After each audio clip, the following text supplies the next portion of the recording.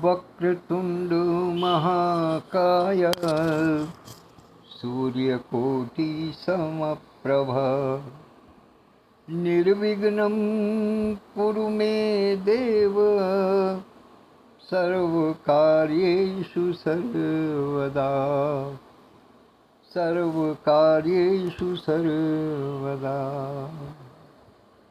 गजाननं भूतगणाधिसेवितं कपित्थजम्बूफलचारुभक्षणम् उमासुतं शोकविनाशकारकं नमामि विघ्नेश्वरपादपङ्कजं नमामि विघ्नेश्वरपादपङ्कजम्। प्रथम पूज्य और विघ्नहर्ता श्री गणेश जी के चरणों में सादर प्रणाम निवेदित करते हुए संपूर्ण मानव जाति को गणेश चतुर्थी की हार्दिक शुभकामनाएं प्रेषित करता हूँ। सुखद संयोग कि आज बुधवार का दिवस भी गणेश जी का है और आज ही गणेश चतुर्थी भी है। दोनों एक साथ हुए हैं। निश्चित रूप से मैं समझता हूँ कि कुछ न कुछ शुभ फल अवश्य ही संसार को मिलेगा।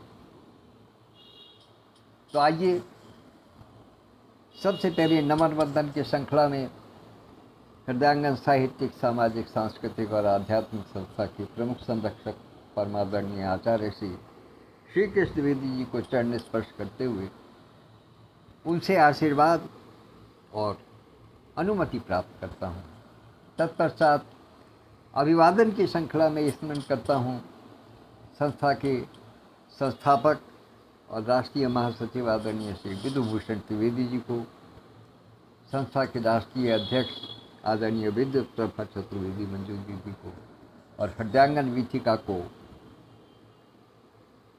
मूर्त रूप प्रदान करने वाले आदरणीय श्री हरिवाणी जी को, संरक्षक मंडल के सभी सदस्यों को, समिति के तमाम पदाधिकारियों को और हृदयांगन परिवार के सभी छोटे बड़े सदस्यों को यथा योग्य अभिवादन प्रस्तुत करता हूँ और एक बार पुनः सबको गणेश चतुर्थी की हार्दिक बधाई देता हूँ। इस समय डॉक्टर सत्या होप टॉक के संस्थापक और हृदयांगन के राष्ट्रीय उपाध्यक्ष आदरणीय डॉक्टर सत्यप्रकाश पांडे जी उपस्थित हैं। साथ ही हृदयांगन के संरक्षक और अनुज्ञा सत्य नारी शक्ति पटल की कार्यकारिणी की अंतर्राष्ट्रीय उपाध्यक्ष वर्षा बहन, आप दोनों उपस्थित हैं। वाचन के प्रारंभ में आपका स्वागत है, आभार है। आइए चलते हैं भरत चरित्र पर। चूँकि चरित्र थोड़ा लंबा हो जाता है इसलिए शीघ्रता से प्रारंभ करेंगे तो समय रहते विराम भी पाएंगे। क्योंकि आज विशेष रूप से इस बात का ध्यान रखना है कि 8 बजे तो शब्द से सृजन भी है डॉक्टर सत्या होप टॉक पर, तो इसलिए उसके लिए समय बचा कर रखना है। तो आइए प्रारंभ करते हैं। कल जहाँ विश्राम लिया था वहाँ से थोड़ा सा पीछे चलते हैं। जाबाली ऋषि ने इनको प्रभु श्री राम को भांति भांति से समझाने का प्रयास किया कि तुम राज्य को इस प्रकार से कैसे खेल रहे हो, जैसे कि राज्य को उछाल उछाल करके खेल रहे हैं। भरत जी आपके पाले में डाल रहे हैं और आप भरत जी के पाले में डाल रहे हैं। कोई भी उसको स्वीकार करने को तैयार नहीं है। राज्य जैसी चीज़ जिसके लिए कि पिता की हत्या तक हो जाती है, उसको दोनों जने छोड़ने में लगे हुए हैं। वो वास्तव में परीक्षा ले रहे थे दोनों की, पता चले कि दोनों के प्रेम में कितनी गहराई है, दोनों की बातों में कितनी कितनी सच्चाई है। जब वो प्रभु श्री राम से और भरत जी से किसी से भी पार नहीं पा सके, तब वहाँ बीच में वशिष्ठ मुनि को बीच में आना पड़ा। वहाँ से इस प्रसंग को मैं पुनः प्रारंभ करता हूँ कि हंस कर जावाली वशिष्ठ और तब हेरे, हंस कर जावाली वशिष्ठ और तब हेरे, मुस्का कर गुरु ने कहा शिष्य हैं मेरे। कि तुम परीक्षा किसकी ले रहे हो, ये मेरे शिष्य हैं, इतनी जल्दी हार मानने वाले नहीं हैं। कि मन चाहे जैसे और परीक्षा लीजिए, मन चाहे जैसे और परीक्षा लीजिए, आवश्यक हो तो स्वयं स्वदीक्षा दीजिए। कह लगे यदि आपको ऐसा लगता है कि आपकी बात नहीं मान रहे और आपको लगता है कि आप अपनी जगह बिल्कुल सही हैं, तो आप इनको गुरु दीक्षा दीजिएगा, आप इनको दीक्षा दे दीजिएगा, अपने अपने विचारों की दीक्षा इनको दे दीजिएगा। जब वशिष्ठ जी ने इतनी बड़ी बात कही तो प्रभु श्री राम बोलते हैं, वो बात को संभालते हैं, क्योंकि बड़े लोगों का काम यही होता है कि वो हमेशा बात को संभाला करते हैं। तो वही बात को संभालते हैं प्रभु श्री राम।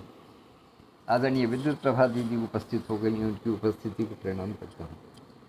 तो प्रभु बोले शिक्षा वस्तु सदैव अधूरी,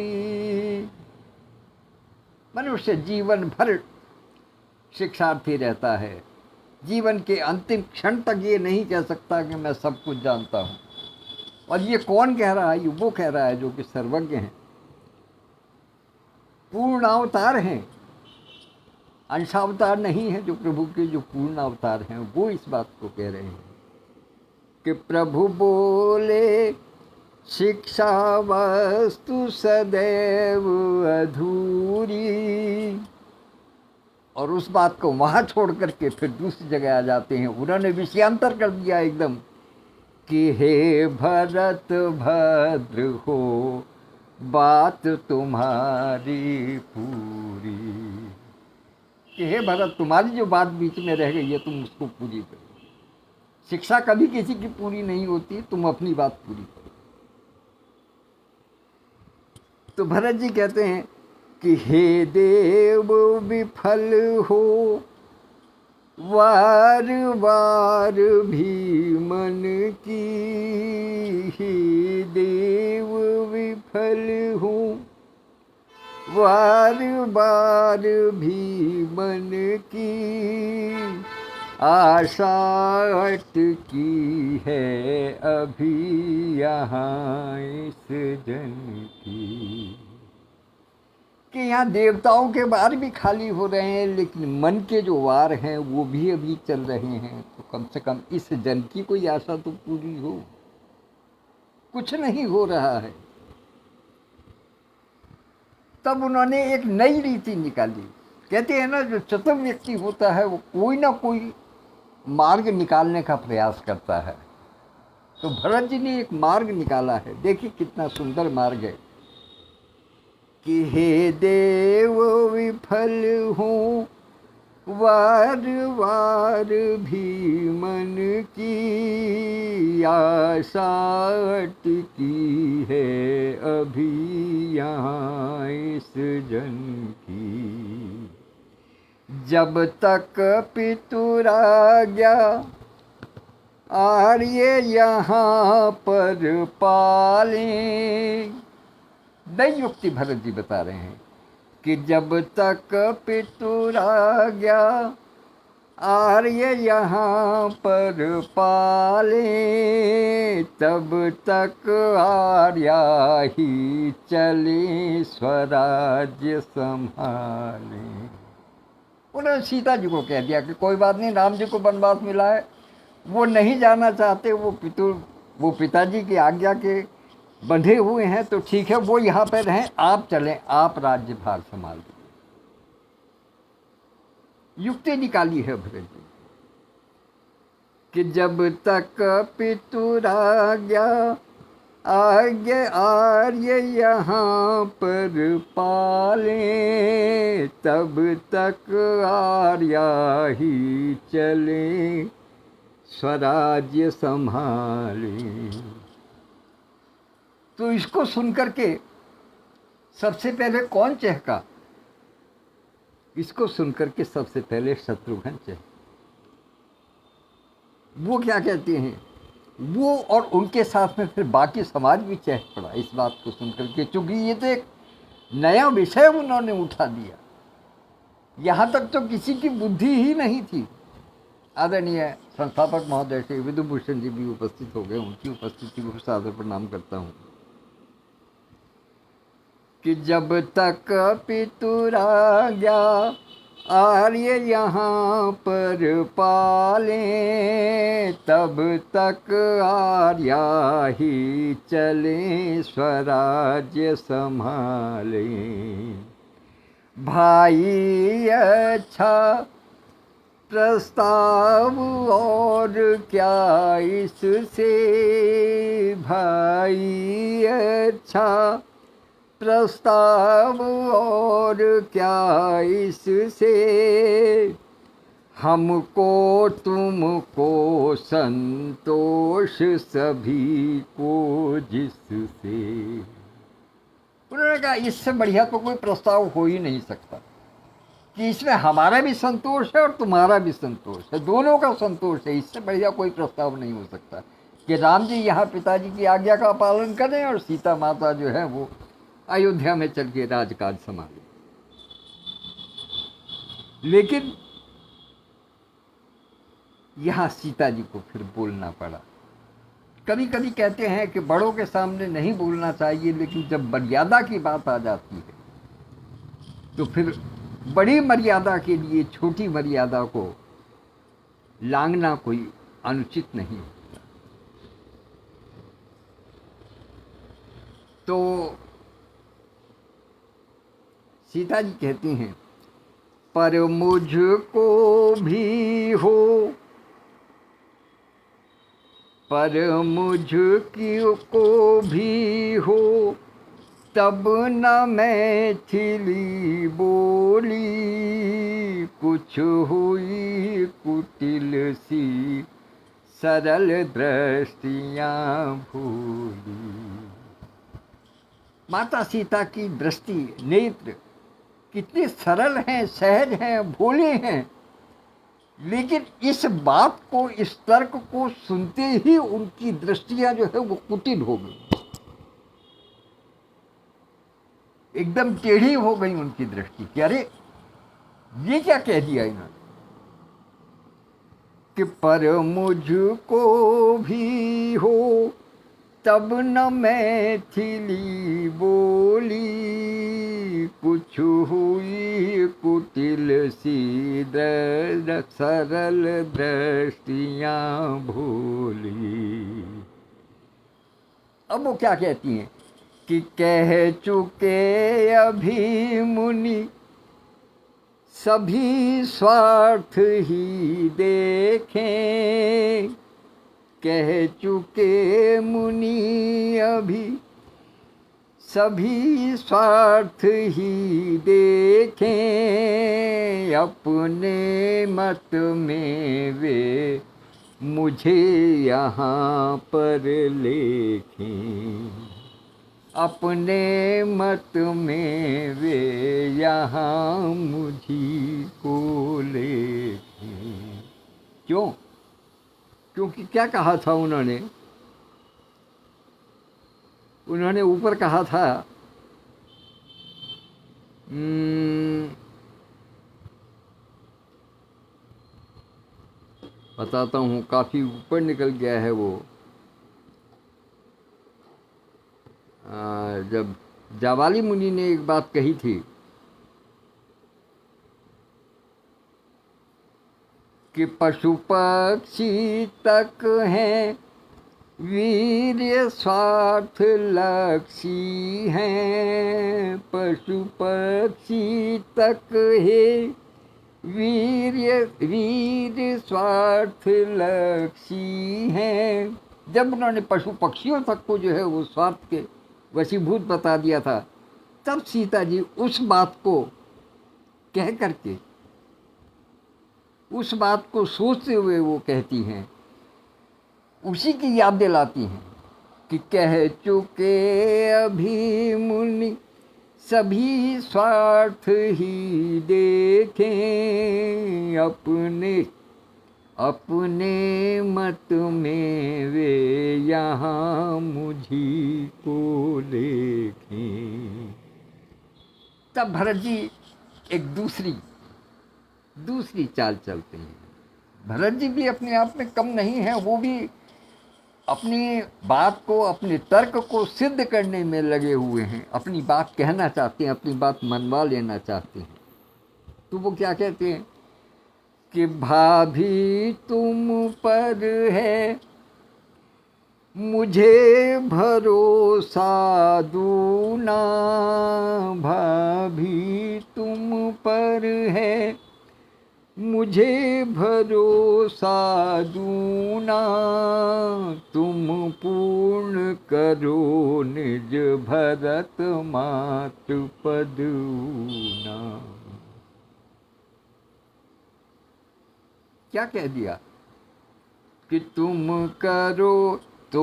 पूर्ण करो निज भरत मात पदूना, कि भरत की माता का जो पद खाली हो गया है आप उसको पूरा करें, आप चलें।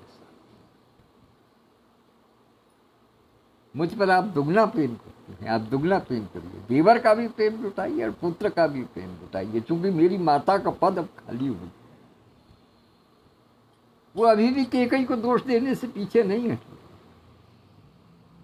लेकिन वो एक तीर से दो शिकार कर रहे हैं कि केकई की भी बात करेंगे और माता सीता को भी सुख में लेकर के चलना चाहते हैं। और फिर एक भावुक बात कह देते हैं वो कि जो कौशलेश्वरी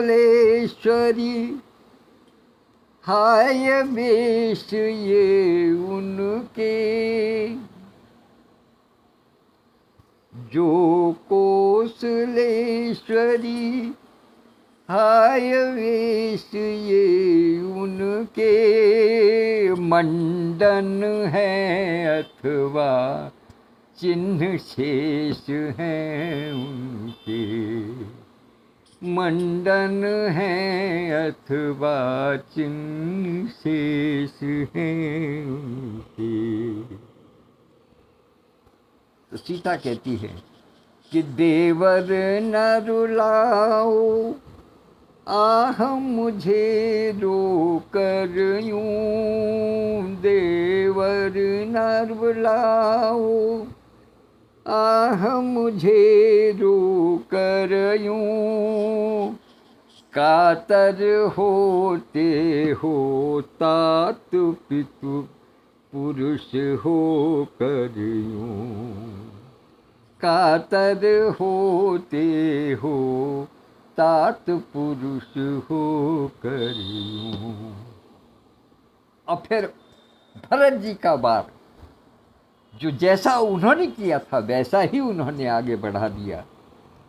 तर्क में से तर्क किस प्रकार से निकलता है वो देखने वाली चीज है कि स्वयमेव राज्य का मूल्य जानते हो तुम, स्वयमेव राज्य का मूल्य जानते हो तुम, क्योंकि तुम उसको तिनके के समान समझ रहे हो, तुम उसे धूल के कण के समान समझ रहे हो जिस राज्य को, उसके लिए तुम मुझे कह रहे हो कि तुम चलो।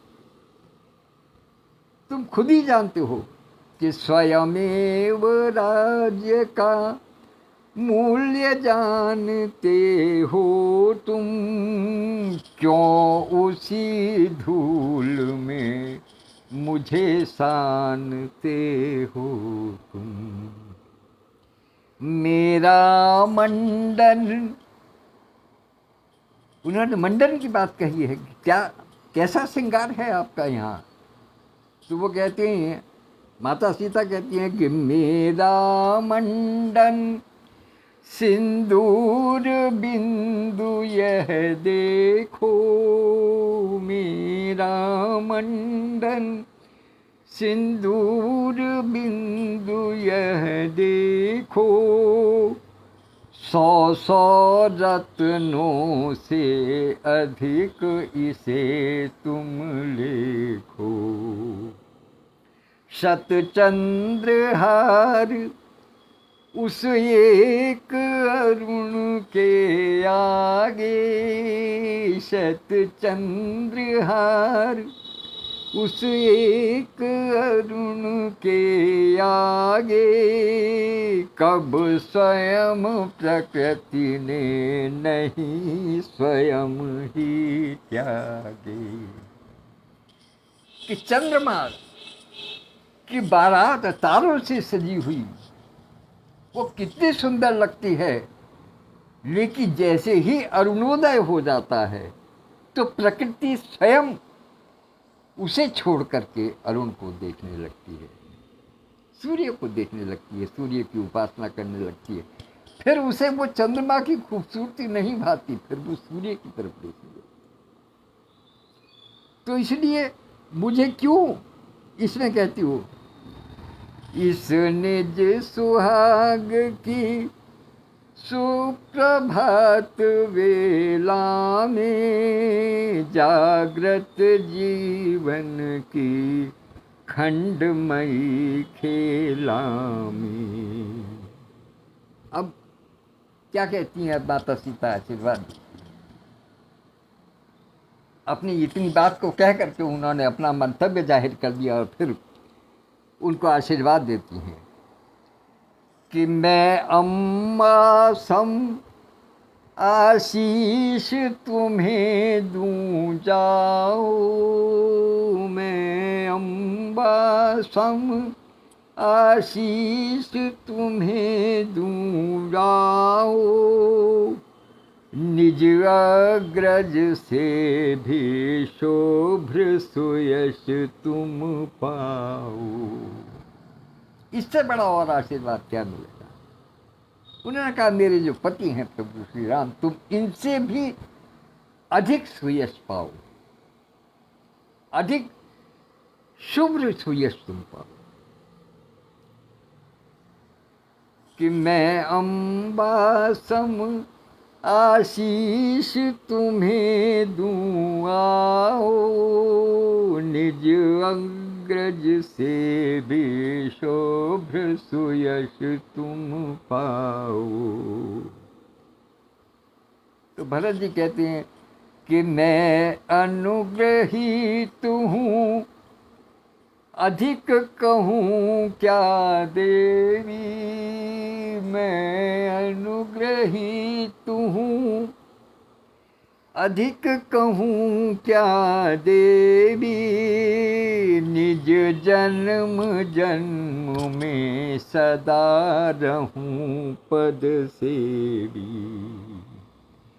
हे यशस्वनी तुम मुझे मान्य हो यश से, हे यशस्वनी तुम मुझे मान्य हो यश से, पर लगे न मेरे वचन तुम्हें करकश से, पर लगे न मेरे वचन तुम्हें करकश से।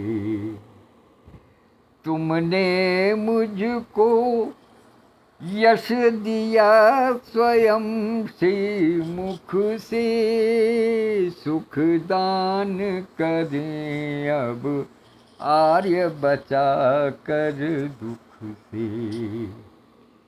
सुख दान करें अब आर्य बचा कर दुख से। उसने कहा मेरी सारी युक्तियां विफल हो गई हैं, अब तो प्रभु श्री राम ही मुझे इस दुख से उबार सकते हैं, इस दुख से बचा सकते हैं। फिर राम जी को कहते हैं कि हे राघवेंद्र यह दास सदा अनुयायी, है बड़ी दंड से दया अंत में न्यायी, कि दंड से भी बड़ी है यदि कोई दया मुझे की जाए,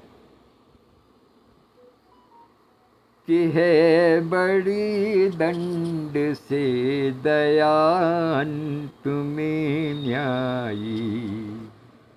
तब प्रभु श्री राम अंत में एक वाक्य कह करके छोड़ देते हैं कि क्या कुछ दिन तक भी राज्य भार है भाई, क्या कुछ दिन तक भी राज्य भार है भाई, सब जाग रहे हैं अर्धरात्रि हो आई।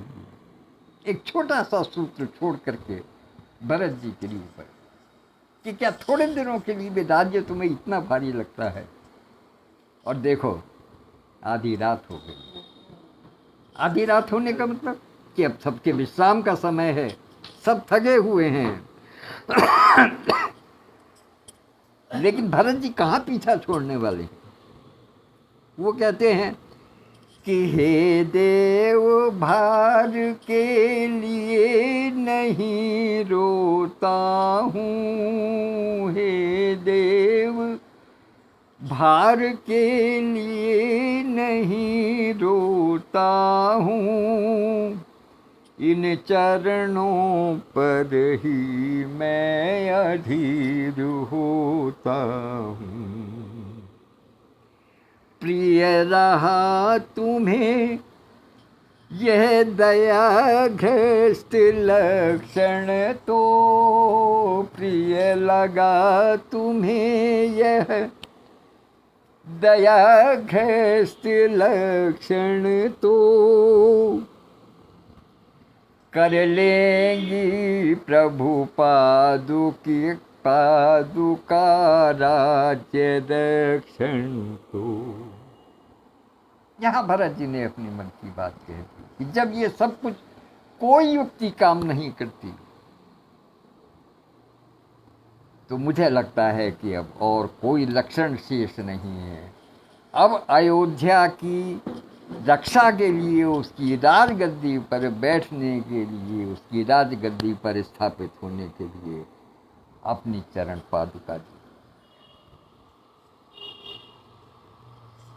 कि प्रिय रहा तुम्हें यह, कि यदि तुम्हें वन का ही राज्य मंजूर है, वन में ही रहना मंजूर है, माता सीता भी नहीं जाना चाहती हैं, उनको भी कहा वो भी नहीं जाना चाहती, मैं इस राज्य को लेना नहीं चाहता,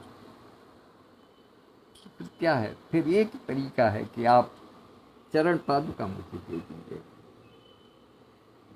कर लेंगी प्रभु पादुका राज्य रक्षण को, तो जैसी आज्ञा,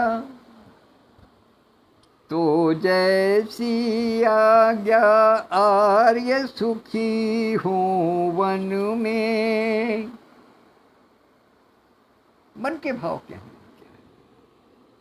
तब जैसी आज्ञा आर्य सुखी हो वन में, जूझेगा दुख से दास उदास भवन में। जूझेगा दुख से दास उदास भवन में।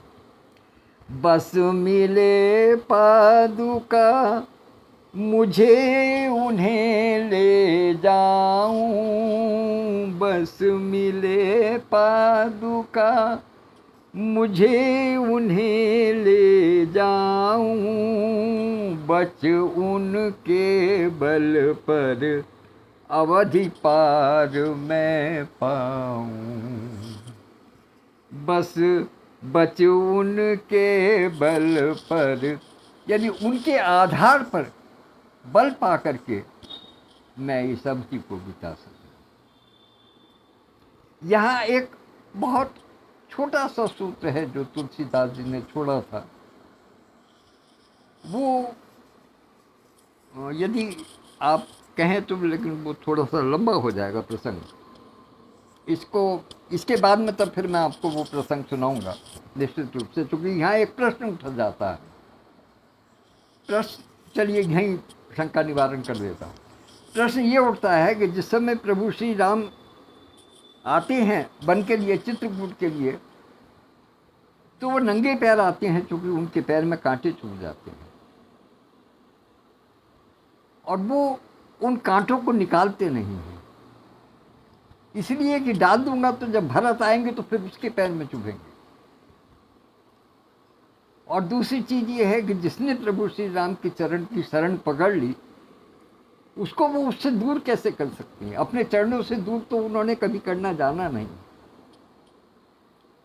ये प्रभु का स्वभाव है। तो अब फिर चरण पादुका लेने के लिए ये कहां से आ गए? कौन सी चरण पादुका की बात कर रहे हैं?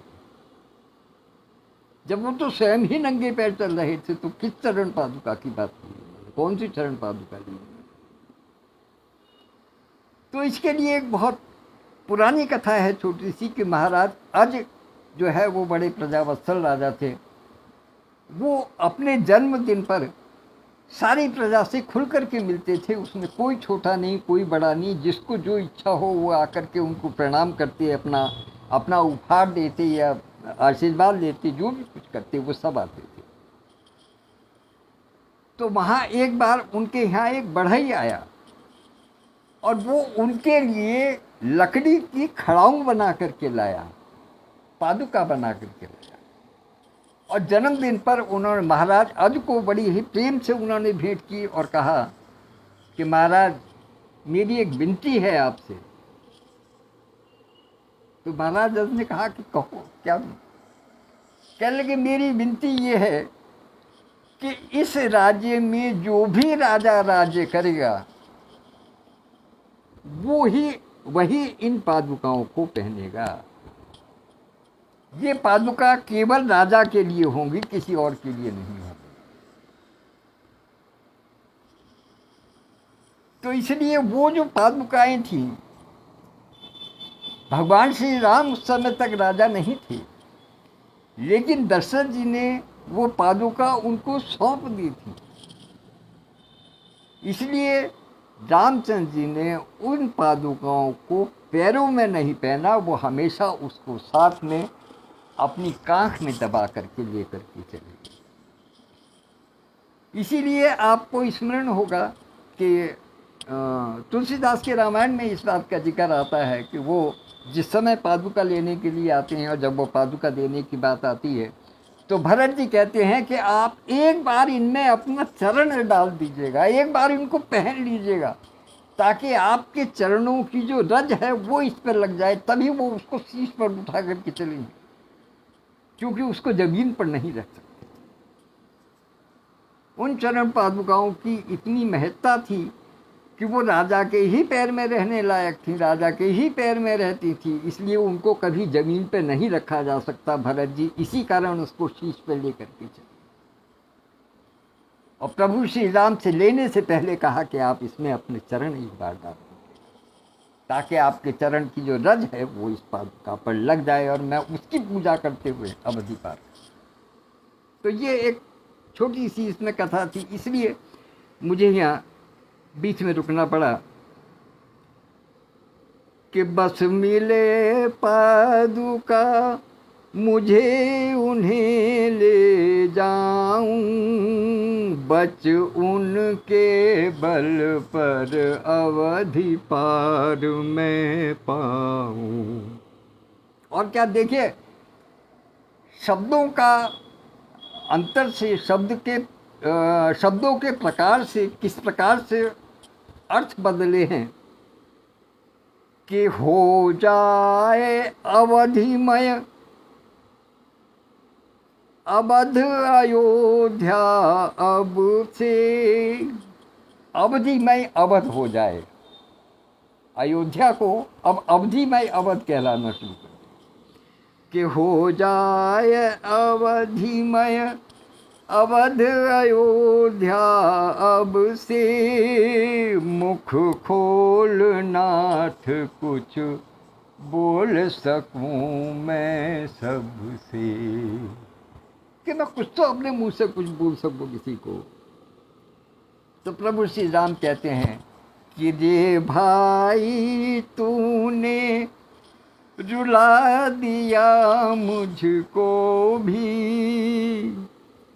रे भाई तूने रुला दिया मुझको भी, शंका थी तुझसे यही अपूर्व अलोभी।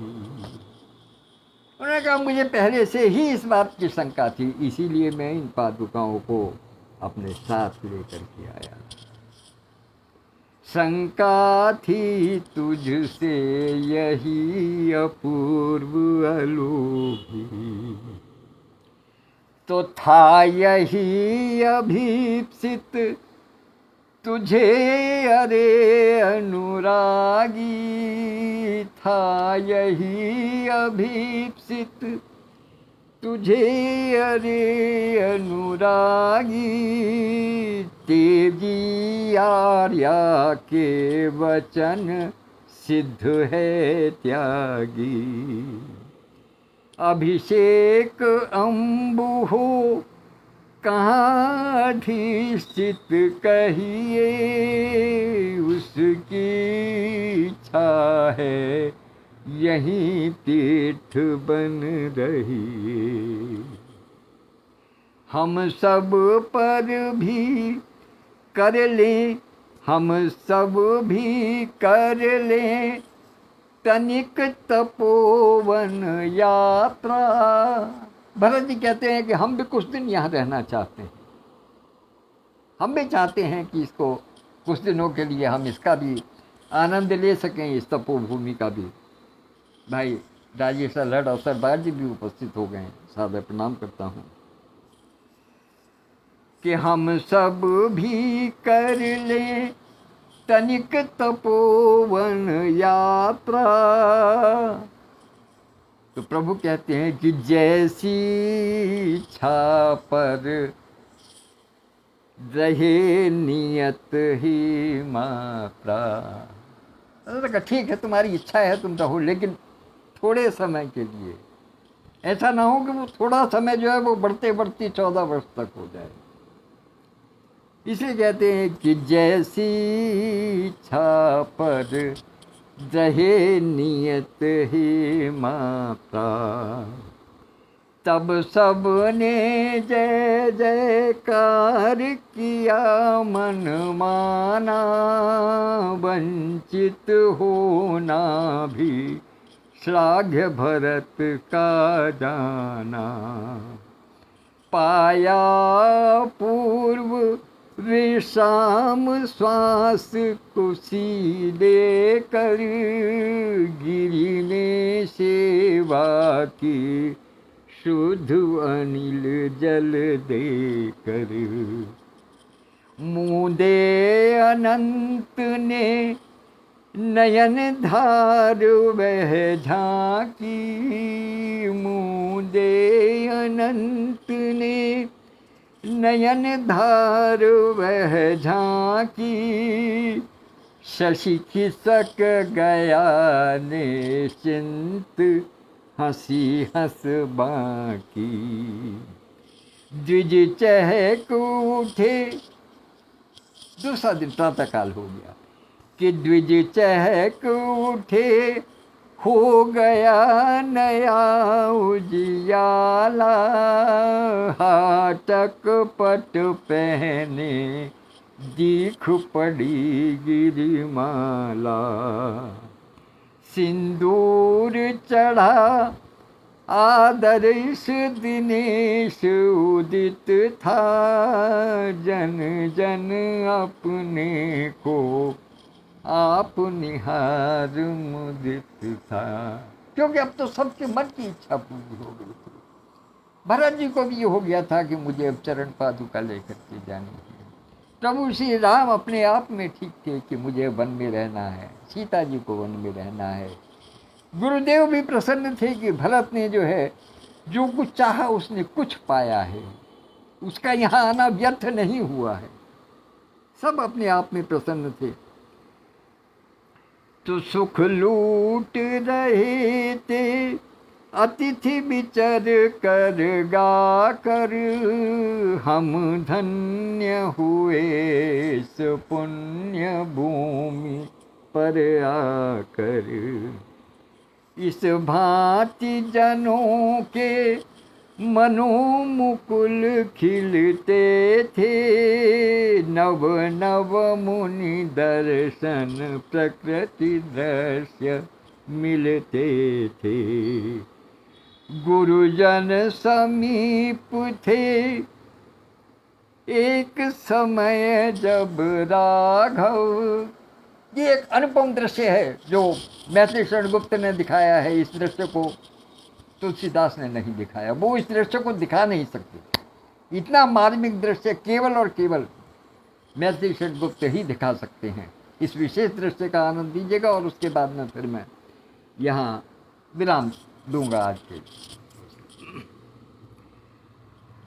कि गुरुजन समीप, एक एक शब्द पर ध्यान दीजिएगा, इस दृश्य का अवलोकन कीजिएगा, अनुभव कीजिएगा इस दृश्य को। कि गुरुजन समीप थे एक समय जब राघव, लक्ष्मण से बोली जनक सुता सालाघव, हे तात ताल संपुटक तनिक ले लेना। उन्होंने कहा मुझे कुछ उपहार लेने हैं, जो ये सब लोग जाएंगे, यहाँ आए हैं तो मुझे इनको कुछ उपहार देना है। तो इसलिए वो कुटिया है, उसमें से जाकर के वो उपहार ले आओ। ये दृश्य मैथिली शरण गुप्त ही लिख सकते हैं, कोई और नहीं। कि लक्ष्मण गुरुजन समीप थे एक समय जब राघव, लक्ष्मण से बोली जनक सुता सालाघव, हे तात ताल संपुटक तनिक ले लेना, बहनों को वर वन उपहार मुझे है देना, बहनों को वन उपहार मुझे है देना।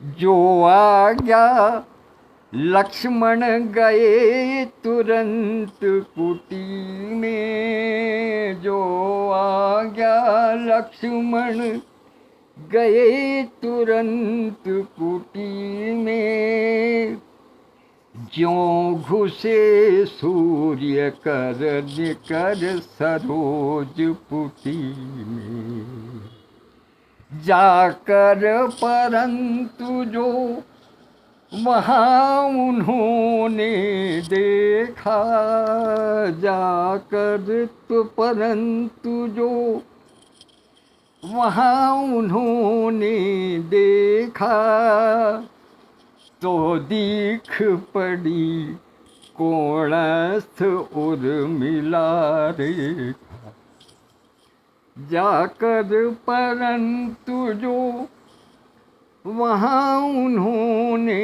देखा तो दिख पड़ी कोणस्थ उर्मिला रेखा।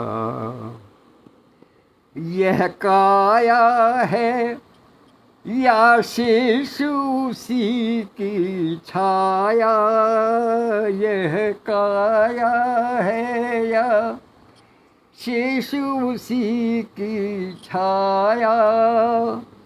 क्षण भर उनकी कुछ नहीं समझ में आया, क्षण भर कुछ उनकी नहीं समझ में आया। तो वो क्या कहती है कि मेरे उपवन के, उर्मिला कह रही है कि मेरे उपवन के हरिण आज वनचारी, मेरे उपवन के हरिण आज वनचारी। मैं बांध न लूंगी तुम्हें तजो भय भारी, मेरे उपवन के हरिण आज वनचारी। मैं बांध न लूंगी तुम्हें तजो भय भारी। गिर पड़े दौड़ सौमित्र प्रिया पद तल में, गिर पड़े दौड़ सौमित्र प्रिया पद तल में। वह भीग उठी प्रिय चरण धरे द्रग जल में, वह भीग उठी प्रिय चरण धरे द्रग जल में। तो वन में तनिक तपस्या करके वन ने दो मुझको निज योग। लक्ष्मण जी कहते हैं कि वन में तनिक तपस्या करके वन ने दो मुझको निज योग। भाभी की भगनी तुम मेरे अर्थ नहीं केवल उपभोग। हाँ स्वामी कहना था क्या क्या। अब उर्मिला कहती है कि हाँ स्वामी कहना था क्या क्या, कह न सकी कर्मों का दोष। पर जिसमें संतोष तुम्हें हो मुझे उसी में है संतोष। पर जिसमें संकोच तुम्ही हो मुझे उसी में है संतोष। तो ये यहाँ आज विराम होता है इस सर्ग का, इस दृश्य का, और उसके बाद में कल यहाँ से इससे आगे की वर्णन चलेगा। तब तक के लिए आज्ञा चाहता हूँ। इस बीच आदरणीय भाई S.C. शर्मा अमृतसर जी और वर्जीनिया अमेरिका से आदरणीय मंजूर श्रीवास्तव जी भी उपस्थित हैं। उन सबकी उपस्थिति को सादर प्रणाम करता हूँ। और यहाँ मेरे कक्ष में मेरे साथ में मेरे संबंधी आदरणीय संधि जी आदरणीय प्रमोद कुमार शुक्ला जी भी उपस्थित हैं। उनकी उपस्थिति को भी सादर प्रणाम करता हूँ। धन्यवाद। कल फिर मिलते हैं इससे आगे की कथा के लिए। तब तक के लिए आगे नमस्कार।